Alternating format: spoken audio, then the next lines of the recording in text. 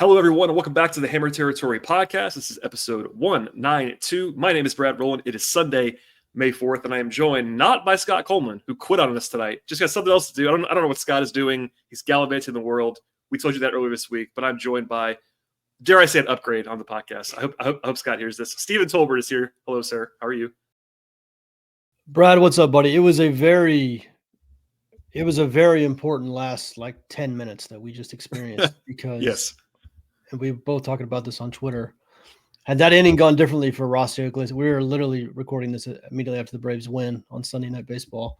If that inning had gone differently, this podcast would have gone very differently. But 3 strikeouts, got the win, salvaged the series. It's going to be a much more upbeat, much more energy, much more positive podcast because had they been swept, oof.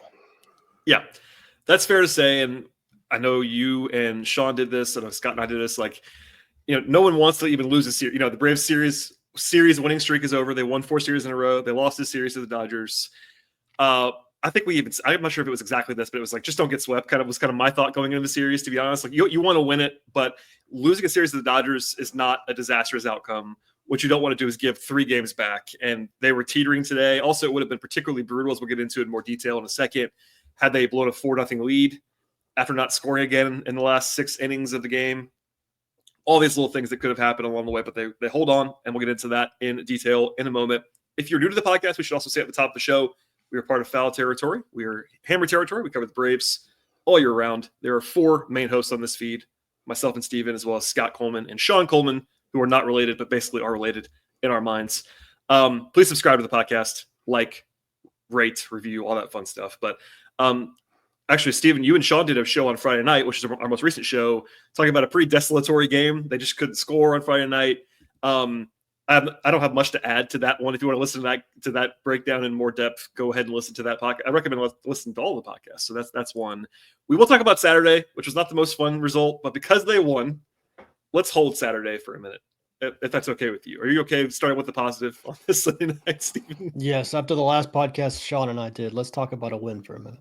Yeah, so look, Grant McCauley, our colleague, covers been on the show before. He had this hit this stat earlier in the day on Sunday that was the Braves and Dodgers have been playing each other since 1890, so 135 years of head-to-head action, and the Braves had never been swept in an entire season series by the Dodgers, and that streak continues.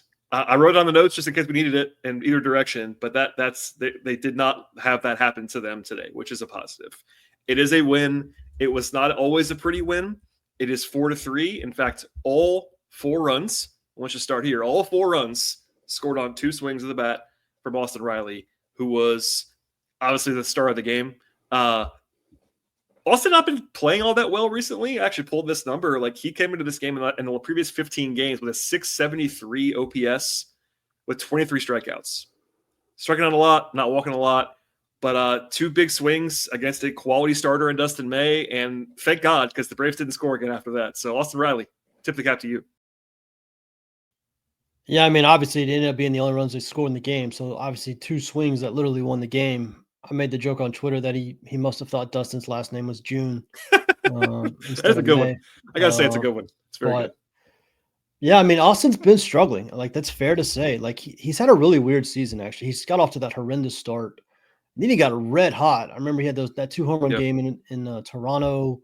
And for the next 7 games, he looked like vintage Austin Riley. And then it went south on him again. The strikeouts have been piling up like crazy. At one point, he was on pace for 240 strikeouts for the season, which is an insane number for anyone, but especially him, who's never even come close to that. So it's been a weird season. I think even Austin would tell you, strikeouts are way up, walks are down. His batted ball stuff still looks great. So there's still something to lean on. And obviously tonight you saw he put the barrel on 2 pitches and hit them both 400-plus feet. Credit to Alex Verdugo for getting on base both times in front of those. The Braves have been hitting a ton of solo homers. Well, they haven't been hitting a lot of homers overall, but when they do hit them, a lot of them have been solo shots. And so Verdugo was on base twice, got 4 runs out of 2 swings, and yeah, that was enough to win it. It was, and Austin's power has been there. You're right. You're 100% right. There's been 2 hot streaks, basically. It's tonight's game, and there was the one mini hot streak a little while ago, and it's kind of led you to he has credible overall numbers. Like his OPS is over 800 for the season. Like it looks fine-ish, 8 home runs, but it has been a little bit uneven. And, the Braves needed him to be good. And he obviously has been at times. This is his 8th career multi-home run game, and they needed all 4 of those runs. Obviously, he's the star of the night. We'll come back to the other standout in Bryce Elder in a second. The Braves should have added on probably a couple times offensively without, they didn't score in the last 5 trips to the plate. They did have 8 hits, 2 walks. So it wasn't like a totally zero outing offensively. In the third, Matt Olson had one of his, I would say, nightly absolute rockets that was an out, a 114-mile-an-hour missile. And actually, CJ Nitkowski, who does, of course, analyst work for FanDuel Sports Network, had this stat. The Braves now have 3 more outs of at least 110 miles per hour than any team in baseball. So they just are the only team. They have 11, and this closest team has 8. Having 11 outs that are hit that hard is like kind of hard to do. They happen sometimes. Like it's not like totally outlier, but people. I know there's a lot of people that don't like when we bring up the exit velocity. We're not trying to be like super duper that way, but it does matter when you hit the ball hard. And in particular, Olsen, I feel like has been like really unlucky this year, and a lot of numbers bear that out. And that was just one of those examples, because if that falls in somewhere, they probably score another run in that inning, and that might have led to some more cushion and an easier win. Yeah, people get mad at me too when I mention this stuff on Twitter. And I don't understand, there is a very, very clear proven correlation between hitting the ball hard and having offensive success. It's just proven. And so we talk about this stuff, it's not just a made up stat. It's like pitchers who throw hard. There's a correlation between throwing hard and getting strikeouts and swings and misses. It matters. So when a guy is hitting the ball as hard as he's hit all year, that matters. And that's part of the context. And, process at this point, when it's still so early in the season, process probably matters more than results at this point. So, yeah, it's notable. I saw that note by CJ that they had so many outs at 110 miles an hour or more. I guarantee you, more than half of those are Matt Olson. First of all, to hit a ball that hard, not everyone can do that. Correct. Second of all, he's been, his expected numbers are 80 points higher than his actual numbers at the moment. Mm-hmm. And it wasn't just him. Verdugo had a line out to left field. Conforto made a couple of nice plays. Drake Baldwin had a line out to left field. Yep. Their process was much, much better tonight. I know they only scored 4. I know they stopped scoring, but on process, I was much happier with the at-bats than anything we saw in the previous 3 games where they lost 2-1, 2-1, 10-3. The process tonight was substantially better. I agree for sure. And obviously the Riley home runs paper over it, but it's kind of funny. Olsen goes 0 for 4 tonight. So it's like, oh, he had this bad game. That's not really indicative of what it is. And to back you, I just pulled up Matt's StatCast page. He is currently in the 94th percentile or higher in every single batted ball stat. He's just mashing the ball. He basically looks exactly like it did when he was hitting 50+ home runs. It looks pretty much the same. So I'm not saying he's going to do that. He probably isn't. You're going to have more so far than you would need to have. But some of it is launch angle related. Yes, I will say, true. he's not putting it 20 degrees like he has in the past. It's more a lot of 8, 9, 10. Those are more susceptible to get caught, obviously, but still, he's hitting the crap out of the ball, and that matters. Yeah. I just remember one more thing we should note, because, Matt and I share an alma mater. If you were new to the podcast, we went to the same high school. I'm much older than him. Matt Olson does a lot of things well on a baseball field. He is the slowest person in America. There was this play at the near the end of the game where I'm not sure it would have led to a run. It would have put 2 guys on with 2 out. It wouldn't have guaranteed. But Matt, there was this deflected ball that he hit, by the way, hit hard again. It was deflected, and almost everyone in the league beats it out except for Matt, who has, I believe it's 4th percentile sprint speed, and he showed it off at that moment. So that was a more of a funny thing in the end because they won the game. But man, I could not believe he didn't get to first. It was unbelievable to me.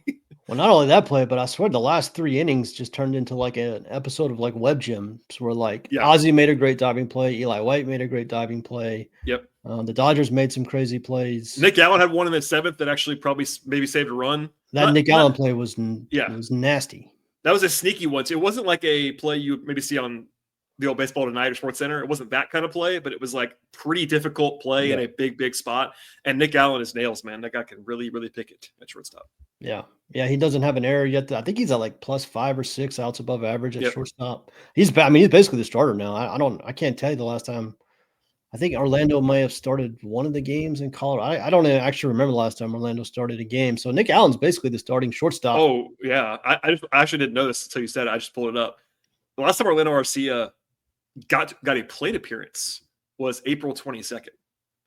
Wow. So that's like 10, 11 or 12 days. Like it is the Nick Allen show at shortstop. That is. Well, and Sean and I talked about this at one point. Like at some point, if Allen's going to be the starter, like you have to ask yourself, what does it like? Orlando's not a great bench piece because he doesn't hit. You can't ever pinch hit him. You can't ever pinch run him. Yeah, he's slow too. He's slow as dirt, and like you're never going to pull it. Like Nick Allen's a better defender. He is. So I don't know when.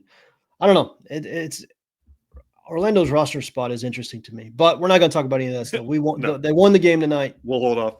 Yeah, they won the game tonight. Some great defensive plays all the way around. Matt is slow as dirt, but he hits the crap out of the ball, and I'll take that trade. Absolutely. All right, we have more to get to on this game, including genuine positivity about Bryce Elder. That's coming up in a second. First, though, word from our partners on the show. FT fan, by now, you know if you're buying, selling, trading, collecting cards, Arena Club is the spot. We've been talking about them all season long, but I do want to focus on the slab pack experience, Kratz, since you've been ripping some slab packs digitally. And what happens? I mean, as a kid, you wanted to rip open the packs. How can they do this digitally? Oh, baby. This is exciting. How the graphics come out and everything. And, oh, yeah, the card that you pull, you can actually get that, John, physically. So it's perfect. It's all in one place, and it's a super exciting experience. Yeah, they send that to you from the vault if you want it. But if you look at it and you're like, it's not the card for me, I want to sell it back, go for it. You can do any of that on Arena Club, and you can acquire the best value for your money with those slab packs, transparent checklists, and Arena Club's Slab Safe program. Right now, you can get 20% off your first slab pack or card purchase by going to arenaclub.com/FAL and use code FAL. arenaclub.com/FAL, use code FAL. All right, Stephen, let us go back to the game on Sunday and talk about Bryce Elder, who, look, we've been critical of Bryce Elder. I'll raise my hand. I have been too.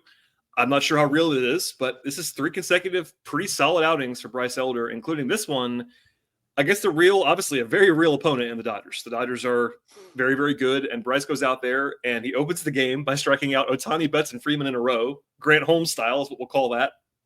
And then 5 innings, 4 hits, 2 runs, 2 walks, 6 strikeouts. Like, you can't really ask for much more than that from your 5th starter. I mean, I didn't want to go out of my way to do it, but I was like, guys, I think we're not talking about Bryce Elder enough after this outing. Like, he gave them more than a chance to win the game. He exited the game with a lead, and those numbers are very, very strong, especially against this Dodgers team. Yeah, not only did he strike out those 3 guys to start the game, he then struck out Muncy, the first batter the next day. He struck out first 4 hitters. The Dodgers' first 4 hitters are pretty good, in case you haven't noticed. So that's, credit to him, man. Listen, I have not said kind things about Bryce Elder for most of our time on this podcast. And I think most of it is deserved, but when he does what he's done the last 3 games, he deserves his flowers. And listen, the way Schwellenbach is pitching, the way Sale has been up and down, Ronaldo's injury, Strider's injury, Grant Holmes, Bryce Elder, man, those guys have been godsends for the Braves. And, when you're staring down a sweep and you got Bryce Elder on the mound against the Dodgers, it's not a great mental place to be. I was not in a great mental place this morning, kind of preparing myself for this game, but all the credit in the world to him. I still don't understand how he does it. I don't understand how somebody with a 92-mile-an-hour fastball and very average command, punches through a lineup like this, but there are just nights he does it, and he gets a lot of ground balls, and that helps a ton. And he got a lot of ground balls tonight. He got really good defense tonight as well, which always helps. And he gave the Braves a chance to win, and the offense finally came through. And so huge win, maybe just for vibes. I don't know in the grand scheme of things if this one win is going to be all that significant, but just for like vibes' sake, not getting swept by the Dodgers again, huge game. All the credit in the world to Bryce. Yeah, and I've tried to go and layer down. What I've always said about Elder is that he's never going to be great, but if he doesn't walk people, he Yeah. can be a fifth starter. Like, that's fine. And today, he 2 walks is fine. 2 walks, 5 innings, you'll take that all day long. It's the outings where he doesn't have any command that really worry you. You can live there. And you mentioned the ground balls. That's worth noting too. And these 3 outings that he's had, I think he has a total like 25 ground ball outs in 3 outings. Like, that's a good – he has to get ground balls and not walk anybody. Yeah. Because he can't strike anybody out. But although today he had 6 strikeouts. So maybe that's – if he could do that regularly, which he probably can't do, that's the one thing I don't believe he can do is striking people out regularly. Even when he was good early in 2023, it wasn't because of that. He wasn't getting strikeouts. But, he pitched great, honestly. And really, they've won now 4 consecutive Bryce Elder starts. The first one he was not special in. It was 5 innings, 4 runs against the Twins, and again they won 6-4. So not a ton of credit for that one, but he's given him a chance to win at the very least 4 straight times. And when you're down to your 7th, look, he's the 7th guy. Yeah. If we're being honest, he's the 7th guy. And when you're down to your 7th guy in early May, and it gives you 4 straight outings, which you were good enough to win because he was good enough on that night.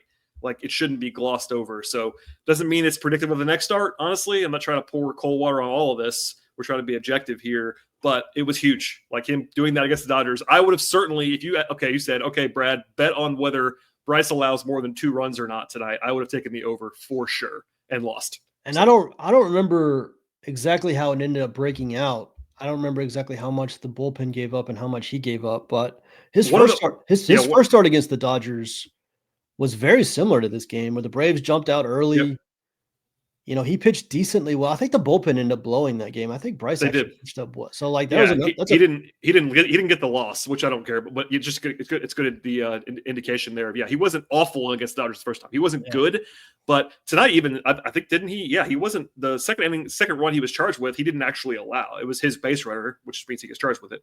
But and actually, I want to ask you one thing. This is more about management than Bryce. This is the 3rd time through the order question, isn't it? It is, and not even that.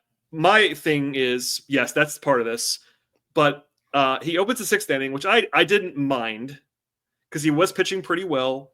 But for me, 3rd time through the order, if you don't know this, there's a penalty for that for every pitcher, basically, unless you're an absolute ridiculous. And his is very sharp, I would say. And it's also the Dodgers order, which means that the top of their order is a bunch of stars. So my only issue, and you don't have to agree with me on this at all, he walks Mookie Betts to open the 6th inning. At that point, he can't face Freddie Freeman, in my opinion. Now, I know it's not a playoff game. I know it's May 4th. I said that on Twitter. People were like, "Well, he's pitching pretty." I get it. It's not a criticism of Bryce Elder, who we just praised. But maybe Snit would say there was nobody ready in the bullpen, but that's a management choice as well. For me, you got to go into the 6th inning and 3rd time through the order, knowing who you're playing against, number one. This is the Dodgers you're facing, and knowing who your pitcher is. This is not Chris Sale. This is not even Special Schwellenbach. This is a guy who you should treat like a 5th starter. And that's the only thing. It didn't like single-handedly bite them. It might have allowed a run that shouldn't have been there because Freeman, of course, singles. That leads to a run moments later. You're not guaranteed to get him out by any means. But do you agree with me? I that's the one thing I didn't like was that he shouldn't have faced Freeman. Yeah. So the warning signs were actually the inning before where he gave up a rocket to Austin Barnes for an out, and then he gave up like a 400-foot rocket to Shohei for an out. And those were his last 2 outs of the 5th inning. And so the warning signs were kind of already there. And listen, everybody knows Bryce, not just Bryce, like you said, most pitchers, 3rd time through, it's a big red flag. 100%. Once he walks Mookie, he's got to be out. I will say this in Brian's defense. This is not the level of bullpen that he's had in the past. And like even tonight, Dylan Lee came in first guy he faced, gave up a homer. And that's probably the guy you go to, right? If you walk Mookie and you're like, all right, Freeman's up, I got to get him out. The guy you're probably going to is Dylan Lee. And so I said it at the time. I tweeted it like he cannot be pitching right now. And it did end up, Pierce Johnson did a great job, by the way. We need to give him credit for getting out of that inning, only giving up 1 run. But yeah, that did cost the Braves a run. Snitker has always been a let a guy pitch until he has given up more runs than take a guy out before he gives up more runs. And that's he's always done that. It's probably never going to change. And that's why people that are more zealous than me would just say he can't start the 6th inning. Yeah. And if he had been pulled there, I think you and I probably, I don't want to speak for you, would have totally understood it. I would have been like, cool, fine with that. It didn't bother me, but for me, it's like, if you're putting him back in to start the 6th, the first sign of trouble, he's got to be out of the game. And when you walk the leadoff man, like that's a sign of trouble. I'm so used to Brian Snitker at this point. I had no doubt he was pitching the 6th. Same. I wasn't expecting him to come out, especially because he had a relatively low pitch count, which somebody replied to me. Yeah, I get it. I get all of it. And if he's facing the 7, 8, 9 in the lineup, maybe it's a little bit different too. The calculus was basically you're facing 2 of the 10 best players in baseball to start the inning with a 2-run lead. And that's part of this too. I think that if they're up by 1, Snit's more aggressive. I don't know what he's thinking, but I just wanted to flag that it's not a playoff breakdown where we go through every single decision. But I didn't love that one. It did kind of bite them, just not bad enough to lose the game. You mentioned the bullpen. It was really good. Pierce pitched well. He allowed the 1 run that came from Bryce, but it was 1st and 3rd, no outs. Yeah. You're supposed to allow a run there, basically. That's the expectation in that spot. He pitched well. Lee allowed a home run. But, the rest of the night, Daysbell pitched very well.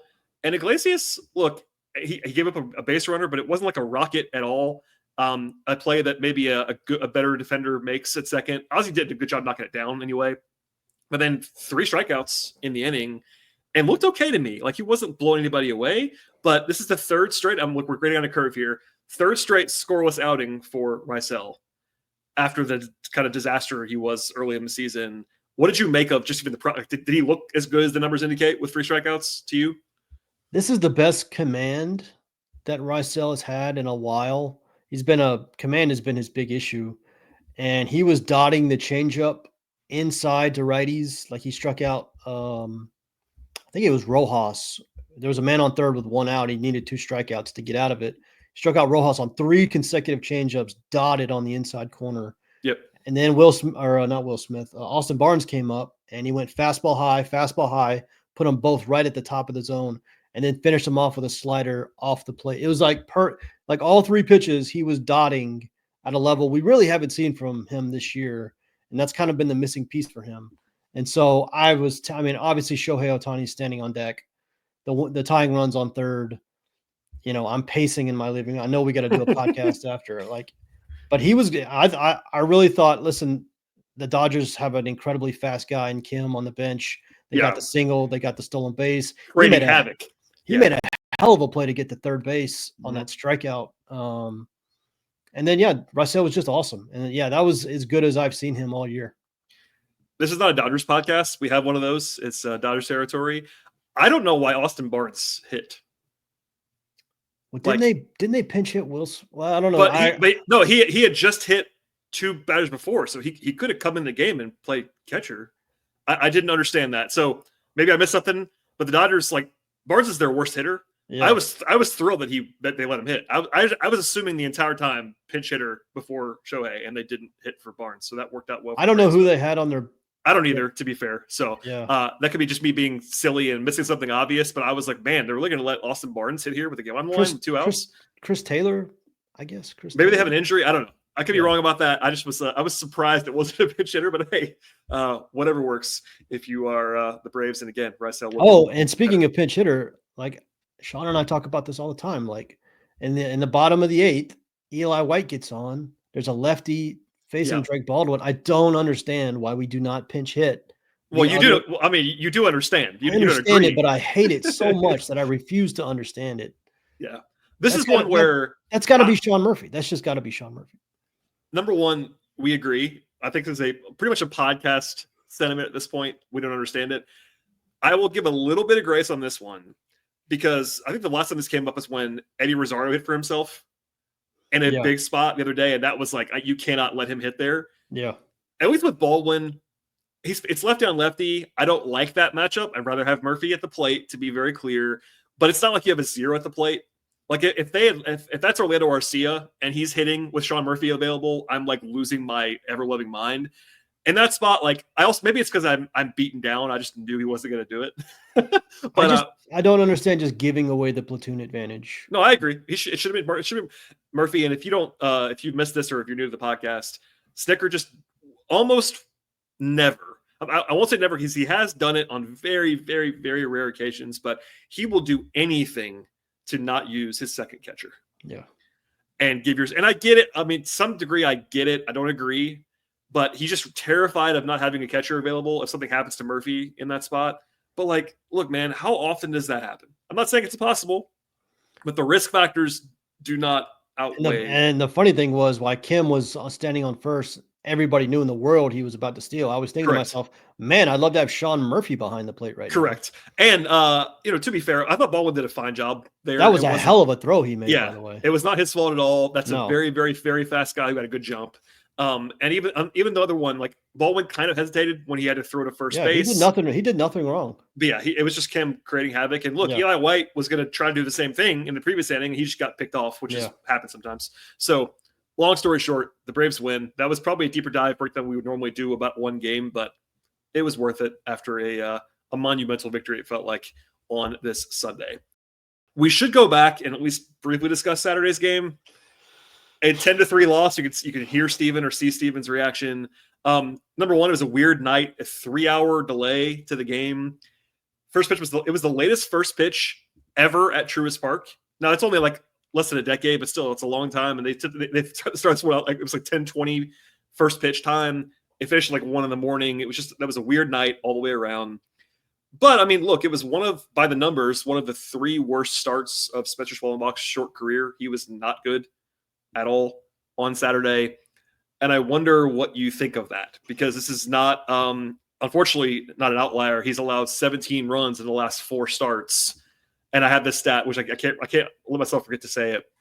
If you go back to last year, he allowed 16 runs in the previous 12 starts combined before this 4-start run. So he was one extreme to the other, basically like unsustainably dominant over 12 starts, like an ERA in the ones, to the last 4 starts, he's getting beaten up a little bit. So what do you think? Are you worried? I'm not. Well, listen, I worry about everything. So I know that's your brand, but are you actually worried? Are you Steven worried, or are you actually worried? The command has almost been too good, where like he's in the middle, he's just in the middle of the plate, and he's in the middle of the plate with everything. The hits and runs he is giving up are not cheap. He is giving up rockets. I mean, the Dodgers had, I think, 9 or 10 batted balls over 100 miles an hour. The Blue Jays did something similar to him. Like, there's nobody in baseball that can pitch in the middle of the plate consistently. The hitters are too good for that. So he's just not had his good command. A little bit like Raciel, honestly. He's just not had his good command. And good command doesn't always mean walks. Or bad command doesn't always mean walks. Bad command can be middle of the plate and just getting drubbed. And that's kind of what's happened. And, command is one of those things. It just comes and goes for some guys. With Schwellenbach, it's been so consistent. That's been the shocking thing, is he's been so consistent. Maybe it was unfair. Maybe the expectations. Listen, I'm guilty of it as anybody. I'm not putting this on anybody else. He's been so good for so long that I just kind of maybe expected it too much. And it was only fair to expect at some point this kid was going to have some growing pains at this level. But I just think he's throwing way too good of pitches in 0-2 counts, 1-2 counts. He's still getting hit hard. So he's got to be a little bit more on the edges, I think. I'm not worried. It's way too soon to be actually worried. But the Braves pitching staff is so damn thin. I mean, they got Elder and Smith-Shawver in the rotation right now out of complete necessity. Yeah. And if anybody else goes down, I genuinely don't know who they would turn to. And so, like, there's just no margin for error. And Chris Sale has looked better, which has helped. But yeah, they need Spencer Schwellenbach to turn it around. There's no doubt. I'm not worried either. Our guy Mark Bowman had this stat about the hard hit balls. I think it was opponents have had at least 7 batted balls of 99 or 100 miles an hour or more. Only 4 times in his first 24 starts, and now it's happened 4 times in a row. So like he wasn't getting hit like this before. Like it is, and your point is 100% right. Command, and I'm guilty of this too. Like I'm a big walks, strikeouts guy. It does matter to me quite a bit. But yeah, you can have bad command without walking guys if you're missing over the plate, which he tends to do. I am also not worried. Even like it's kind of funny to have this come up because if you just like parachuted out of outer space and you saw Schwalbach, I believe has his ERA right now is like 3.9 for the season. Like it's not like that's a disastrous number, but it's the two extremes. So I think there was some regression due for Spencer, which that's my brand to point that out. I also think he's pitched worse. Like it's not like a situation where he's pitching the same and getting worse results. He's pitching worse right now than he was before. And listen, there's a whole conversation that's completely fair to have to be like, was it fair of the organization to like expect him? Like they set up this pitching staff. I mean, they kind of expected him to be a 2-starter or a 3. I mean, last year he was the 5th starter.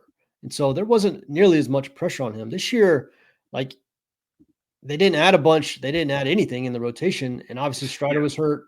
So like the expectation immediately out of the gate was like, you're our number 2 starter. I mean, there is a pressure level there. Obviously they thought Strider would be back by now because he was back and then had to go back on the IL. But it's also hard. I could see organizationally, to be very clear, we all argued and I argued vociferously for them to sign a starter and they didn't do it. So I disagree with that at the time. I still do. But like Spencer was almost too good for his own good last year. Like they had to kind of bank on it because it wasn't fluky. Like he actually pitched at that level. Like there are certain players, and we already talked about one of them on this podcast. You can go back to that, of guys who like everyone's like, look, this is not real. Everyone. With Spencer, all of it was real. Like all of the underlying stuff was there. Like it wasn't like this fake mirage it was 21 starts too. It wasn't like he came up in August. He pitched 2/3 of the season in the rotation and was awesome. So you kind of had to bank on maybe not that repeating itself, but like logically he should have been their 3rd starter coming into the season behind the big 2, and one of them is hurt right now. So I get it. There is a different level of pressure though, which is not something that I would always think of, but you're right. That does exist. It's different for a guy who is very young, who came up very fast. He's 24 years old still, all that stuff. But also he gets praised a lot. And I don't know the man personally, but everyone seems to love Spencer's makeup. Like no one's worried about that. So I think he'll figure it out. I have all the faith in the world that he'll be a good pitcher. I don't know where his baseline is. Like, I don't know where it actually is. I think last year is a reasonable baseline. ERA in the low 3s, like really, really good. All the Cy Schwellenbach talk we've been joking about for a while is probably a little bit overstated, I guess, at this point in time. But I still believe I'm not worried either. It's just a little bit of an eyebrow. Every time you have another one of these, it's like your eyebrow gets a little bit higher in your head.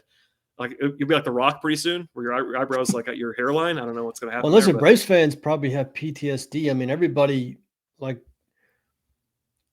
There's been multiple cases of like top prospects, pitchers coming up, having an incredible first year, like Mike Soroka in 2019, and then obviously never seeing it again. Ian Anderson in 2020, basically never seeing it again. Kyle Wright in 21, basically never seeing it again. Like, I get it. Like, there is some hardcore PTSD from watching top prospects look like they're going to be future aces, and then it just goes away. And so I am in no way saying that's what's going to happen to Spencer Schwellenbach. I think he is much more suited for a long career than those guys were, because obviously those guys, a lot of it was injury. But I get it. I get the worry. I mean, I certainly understand the worry. Yeah. Anytime you have a guy and look, pitching is just more volatile in general, which is a theme of our podcast, but especially pitching when it's only been a year. Like, I think the underlying stuff is real, which is why we focus on you mentioned process earlier in this podcast. We do like to talk about process because it's more indicative than results a lot of the time. Yeah. And that's why I'm not worried is the process part, but we'll get to that in a second. Other than that, on Saturday, I mean, the offense was not actually as bad as it seemed like. It didn't matter because they gave up 10 runs, but they had 10 hits and 3 walks. Ozzie had a good game, which he hadn't in a while, hit a home run, stole a base. There was some stuff to like, if you wanted to glom onto something positive, you could find it, but the pitching staff had a blow up. You allow 10 runs, you're going to lose almost 95% of the time or higher. So the fact that Freddie Freeman has turned into like Barry Bonds anytime he comes back to Atlanta. Didn't Sean have the stat where he has the highest OPS at Truist for an opposing player? Of any opposing player ever. So, well, we're not going to do that conversation today, because that's by the way, this has happened to you, where every single day in my mentions there's a Freddie conversation. Every day. Yeah. Freddie Olson conversation, and well, at least not so much this year, but a Murphy Contreras conversation. Okay. I just want to make sure it wasn't just me that was attracted to this. And obviously it's going to happen even when the Dodgers are in town. So I expect it right now. It always happens that way. And Freddie's probably going to be in the Hall of Fame one day. He's an awesome player. But it just gets to be exhausting. Anyway. Okay, well, there's one bit of news, and I stress bit of news before we preview the Red Series and get out of here. The Braves signed Austin Cox, a 28-year-old left-hander, over the weekend to a major league deal. And that was the one bit of surprise that it's a major league deal. And I checked this as you were my witness before we started 3 times today. I was like, are we sure it's a major league deal? The Braves announced this on their own. It's a major league deal. Candidly, I had never heard of Austin Cox. I would not lie to the audience. I don't know anything about Austin Cox. Now, I did some research. He also was optioned immediately to Gwinnett. So, major league deal, but he's in the minors right away. He's been with the Royals his entire career until now. He actually is a local product, local-ish. He went to Mercer. He grew up in Macon. So, he's the Braves like their local products every once in a while. He's a left-hander, which is probably what this is about. But he hasn't actually been in the majors since 2023. And seems to be a reliever at this point. I mean, what do you make of this? Do you care about this at all? Like, it matters because it's a major league deal, so they see something in him. But that's kind of all I got right now. Yeah, I mean, they had a couple of open 40-man spots. I'm sure. I don't even know if guys try out anymore. I don't even know if that's a thing. It used to be a thing where guys would actually try out. Come and throw. I mean, because he had been a free agent for a little bit. Like he was with the Royals organization this season, but he was obviously look. I use this too often probably, but if you're available to sign on May 3rd, May 4th, you don't have a huge market, generally speaking. Yeah, that's not great. And I mean, he's huge. I mean, he's like 6'5", 240. I don't think he throws all that hard. I think he's like a 91, 92 lefty. Yeah. I mean, left-handed relievers, I guess technically you can never really have enough of them. You could put a gun to my head. I couldn't give you like something interesting about Austin Cox. I was reading actually, I brought up, I think it was MLB Trade Rumors, and they even said, I'm going to quote them actually, it's a little bit surprising to see him land a guaranteed deal. Yeah, a major league deal. Yeah, I mean, that's the thing about it. Is it a major league deal? If this is a minor league signing, we might mention it for 2 seconds, but because they saw something enough to give him a major league deal, it's something. Wasn't Kimbrel's deal like a split contract? Yeah, he's guaranteed a little bit more money than a normal minimum would be, but yeah, he was not even a major. That's what I'm saying. Like, he got a better deal than.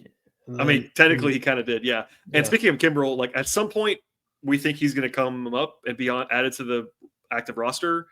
We don't know if he's pitching in Gwinnett, pitching fine by all accounts. We don't know when it's going to happen, but we're all kind of waiting for that move to happen.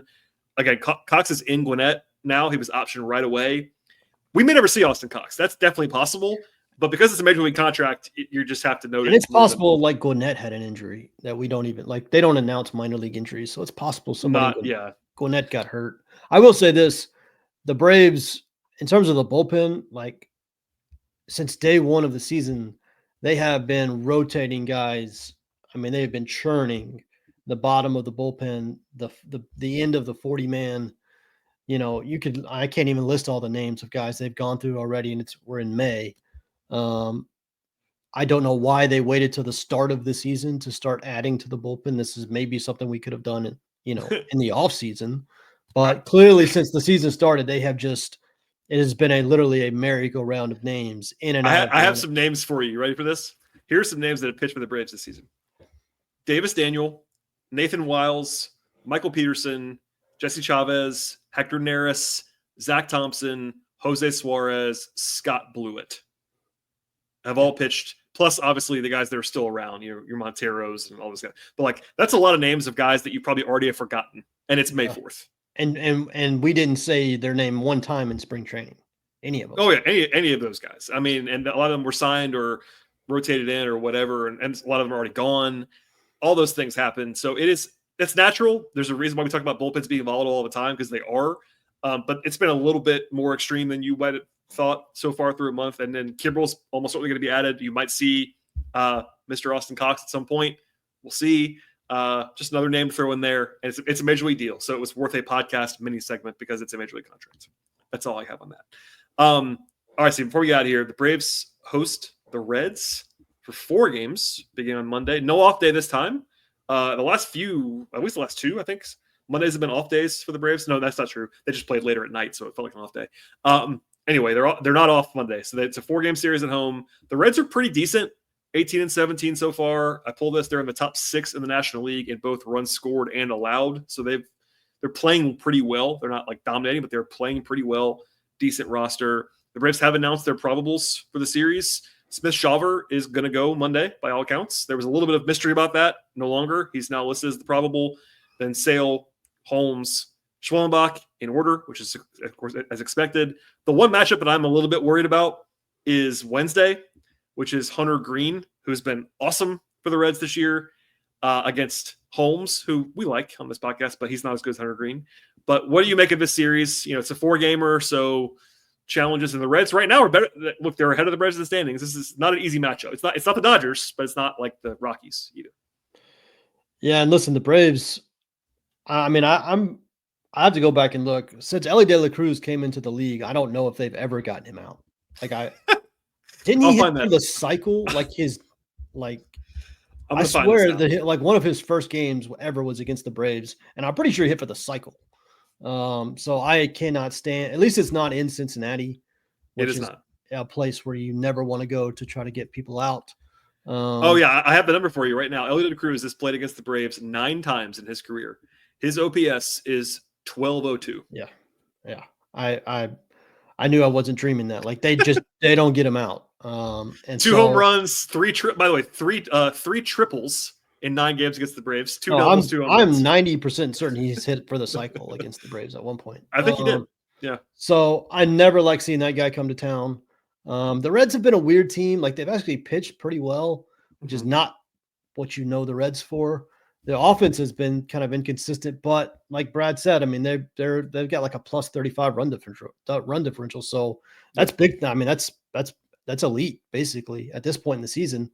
That's what kind of the best teams in baseball do. I certainly don't think the Reds are among the best teams in baseball, but they're solid enough. It's not a bad team. They've played substantially better than the Braves have this year. So we're certainly not going to spend any time bashing the Reds. It's always, the Reds are kind of like a foundational organization in the sport. I think the Reds were like the first team ever in Major League Baseball. I think they're like the originating team.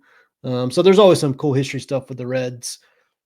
I am never confident against them, again, because Ellie is so unbelievably good. They do have some interesting young players, Hunter Green, obviously, that Brad just talked about. So it's at home. You probably need to, at the very least, split the series. I think anything less than a split would certainly be disappointing.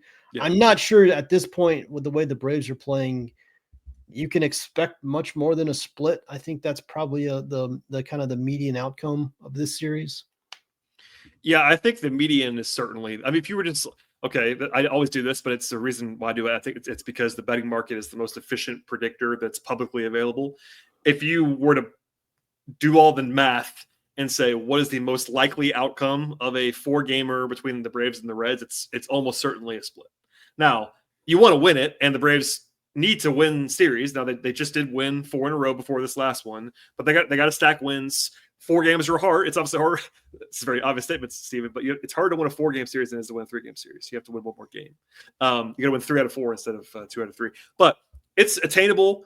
The schedule is a little bit friendlier now for a little while. Like the Reds, then the Pirates, then the Nats twice in 3 series. So like they have some chances, but the Reds are a lot better than the Pirates, and they're better than the Nats. So this is a not difficult matchup, but like a decently difficult matchup. Home games. I know the Braves have been advertising the heck out of this series. Like I've been on podcasts that I listen to that are not my own. The Braves are doing this like May in the A promotion right now, where they're trying to get people to come to the ballpark with cheap tickets this week. Hopefully it'll be a lot of people in there, but also that usually tells you that they might be looking for people to come to the park because they haven't sold tickets yet, because it's the Reds and school's still in session. And they don't do that. They don't do that when the Dodgers are in town. They do not. So that's I'm just kind of flagging that it's a midweek series with the Reds. Not a huge fan base for Cincinnati, I wouldn't imagine, in the city. So we'll see how that goes. But I think anything worse than 2-2 is not good. Obviously, it's and we'll be flustered by that. I think we made fun of it earlier. The tone of this podcast being relatively upbeat because they won today comes with the curve of losing to the Dodgers. If they lost a series to somebody else other than the Dodgers or the Padres, like one of those really, really good teams, it's a little bit more angst-inducing to lose a series against a decent team or a bad team.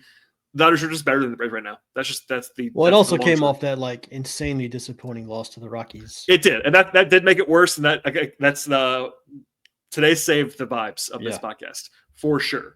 But losing a series is never good. It's just a little bit more understandable when you do it to the Dodgers. If you can lose 3 out of 4 at home to the Reds, that will not be received well, even by people like us. They're a little bit more even keel than some. I can tell you the vibe will not be great when we recap that podcast, that series, if they lose 3 out of 4. So we'll see. Yeah, and I mean, the Braves got some help from the Mets and the Cardinals today. The Mets lost they lost both ends of a doubleheader. Like there was a world where if the Braves lost today and the Mets swept their doubleheader, the Braves were going to be like 9.5 games back in the Mets. Which is and nuts. Like I know people are like it's too early to look at the standings, but like we're rapidly approaching.